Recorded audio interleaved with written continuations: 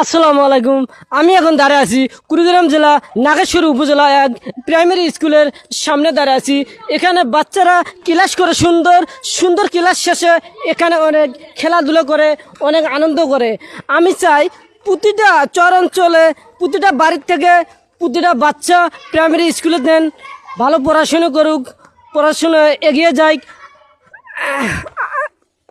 আমাদের চর অঞ্চলগুলো এগিয়ে যাবে ইনশাল্লাহ। যদি আমাদের শিক্ষা না থাকাতে আমাদের এই দুর্গটি আজকে আমাদের চর অঞ্চলগুলা, ভাঙা অঞ্চলগুলা আমরা দেখতে পাই। পাশে আমাদের আছে হাই স্কুল, প্রাইমারি পাশ করে আমাদের বাচ্চারা পরে হাই স্কুল পড়ে, কত সুন্দর, কিন্তু আমরা স্কুলে দিতে চাই না। এটাই সমস্যা আমাদের, এটা করা যাবে না।